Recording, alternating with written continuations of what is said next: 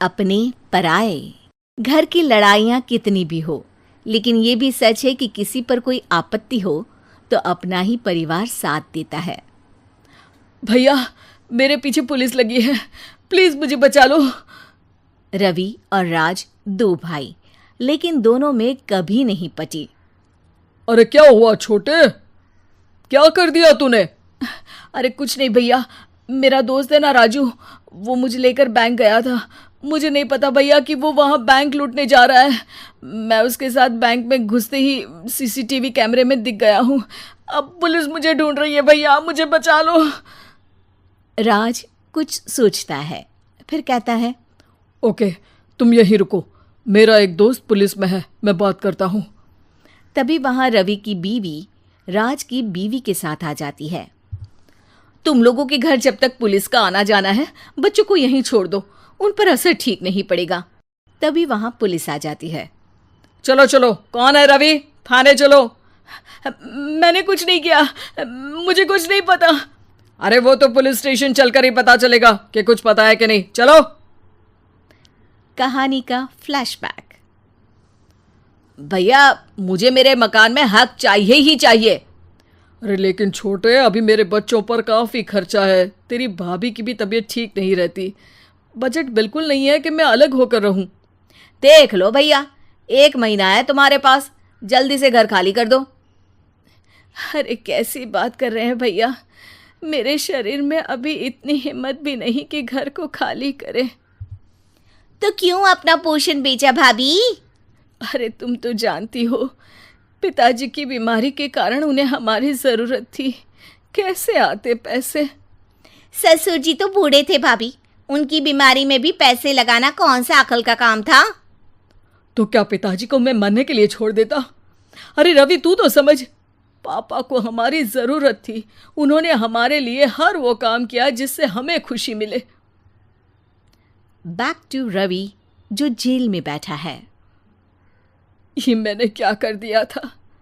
मैं ना पिता का हुआ ना ही भैया का। मेरे साथ जो हो रहा है ठीक ही हो रहा है। तभी वहां पुलिस वाला आता है। रवि, तुमसे कोई मिलने आया है। भाभी, आप यहाँ क्यों आई? पुलिस स्टेशन है ये भाभी।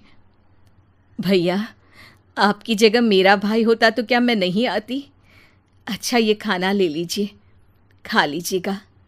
आपके भैया लगे हैं वकीलों और पुलिस वालों से बात करने में, डरने की कोई बात नहीं।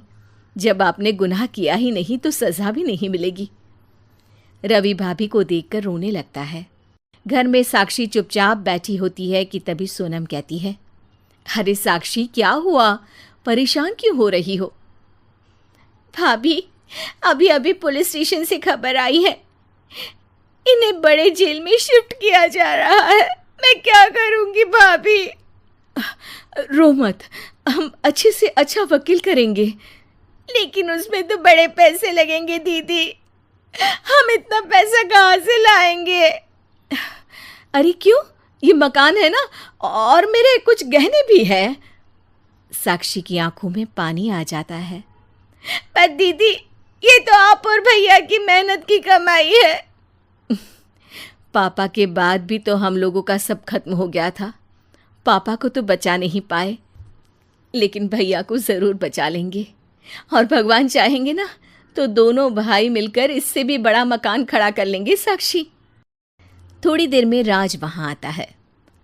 सोनम सही कह रही है साक्षी, पैसों की कमी के कारण किसी भी बेगुनाह को सज़ा नहीं मिलती। राज एक अच्छा सा वकील करता है। सोनम और साक्षी बचाए पैसे और अपने गहनों को बेचकर रवि का केस लड़ते हैं और जल्द ही रवि जेल से बाहर आ जाता है। रवि राज को गले लगाकर कहता है, भैया मुझे माफ़ कर दो, मुझे साक्षी ने सब कुछ बताया है। भैया, आपने मुझ पर विश्वास किया, मेरे लिए दिन रात मेहनत की, भाभी ने अपने गहने तक बेच दिए। भैया, आपने तो पापा के लिए भी पैसे नहीं देखे, लेकिन मैं बहुत ही सेल्फिश निकला। भैया, एक आखिरी बार मुझे माफ़ कर दो, मैं शर्मिंदा हूँ। अरे भाई, अपने तो अपने ही होते हैं, पापा ने हमारे लिए क्या नहीं किया ये तुम्हें बताने की ज़रूरत नहीं है मुझे। और फिर तू तो मेरा भाई है, पैसे से बढ़कर रिश्ते होते हैं भाई।